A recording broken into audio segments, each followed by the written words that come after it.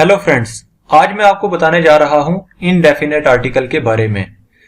Indefinite article दो किस्म के होते हैं। ए और एन को इनडेफिनेट आर्टिकल कहा जाता है। अब इनका हम देखेंगे use of indefinite article which are a and an is a and an are used with singular countable nouns. So इस डेफिनेशन से ही आपको पता चलना चाहिए कि हमेशा हम ए और एन को उस जगह पर यूज कर सकते हैं जो चीज सिंगुलर हो, काउंटेबल हो और नाउन हो। तो ये तीन रूल हमें याद रखने हैं जब कभी हम ए या एन का यूज करने के लिए जाएं। पहला क्या रूल है कि द पर्सन या thing must be a noun.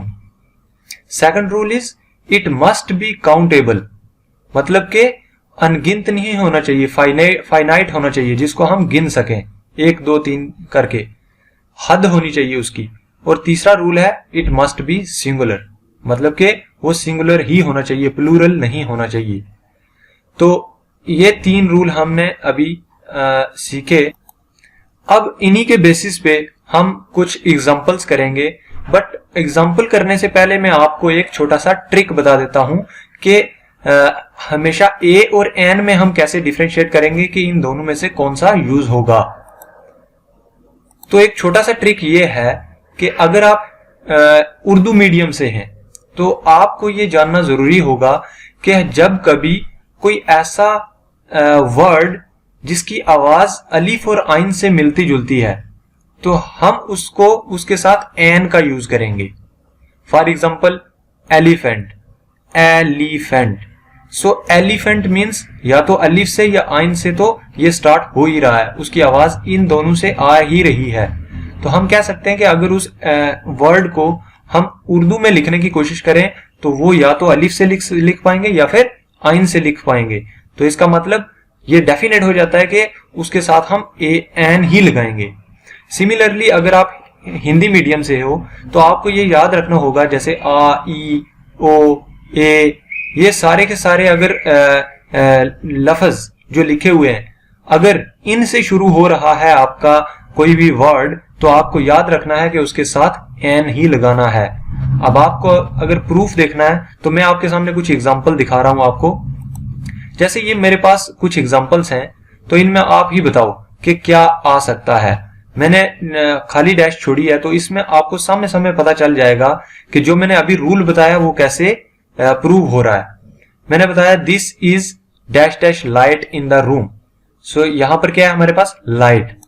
तो हमें यह जानना है कि लाइट जो है वो एक वर्ड है तो इसकी आवाज कैसे शुरू हो रही है, लाइट, ला। और हमें पता है ला जो है अलिफ और आइन से नहीं है शुरू हो रहा है, या फिर आ ए ई में से कोई भी नहीं है, तो इसका मतलब यहां पर आएगा ए। सिमिलरली नीचे वाली एग्जांपल में यूनिवर्सिटी, यू, या, तो ये भी अलिफ और आइन से नहीं है तो इसका मतलब ए लिखेंगे इसके। उसके नीचे है यूरोपियन, तो यूरोपियन या वाई से हो रहा है, इसका मतलब इसके पीछे भी हम क्या लिखेंगे, ए लिखेंगे। Similarly he is dash dash station house officer, station सीन से सा से पढ़ रहा है ये, तो इसका मतलब इसके साथ भी हम ए लगाएंगे। अब हम देखते हैं दूसरी example, he is SHO, S मतलब अलिफ ये सीन एस, सो इसलिए हम इसके पीछे क्या लगाएंगे, an. Similarly his father is dash dash MLA, तो MLA मतलब एम कैसे स्टार्ट हो रहा है, एम अलिफ ये मीम एम, या फिर कह सकते हैं आ एम। सो इसकी वजह से हम क्या यूज करेंगे यहां, एन। उसी तरीके से यहां एक और एग्जांपल है एलिफेंट। तो एलिफेंट जो नाम जो वर्ड लिखा हुआ है ये किससे शुरू हो रहा है, एलिफेंट, अलिफ से, तो इसके साथ भी हम एन का इस्तेमाल करेंगे। तो यहां से मैंने आपको प्रूफ बताया कि कोई भी एग्जांपल जिसमें आप आर्टिकल जो कि ए और एन अगर यूज करना चाहते हो तो उनमें अगर डिफरेंशिएट करना की कोशिश करो तो आप इस बेसिस पे डिफरेंशिएट कर सकते हो, जो मैंने आपको अभी छोटा सा रूल बताया। तो कोई भी एग्जांपल उठा करके आप देखोगे अगर, तो वो इसको सेटिस्फाई करेगी ही करेगी।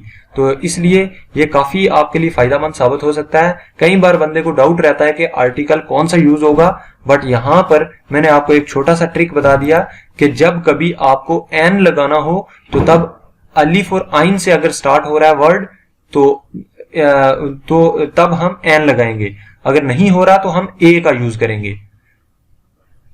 अगर आपको ये वीडियो अच्छा लगा हो तो इसको लाइक करें, शेयर करें और साथ ही साथ सब्सक्राइब करना मत भूलें, क्योंकि ऐसी कुछ फ्रूटफुल वीडियो मैं इस चैनल पर अपलोड करता रहता हूं। तो अगर आपने सब्सक्राइब किया होगा तो आपको इसकी इंफॉर्मेशन मिलती रहेगी।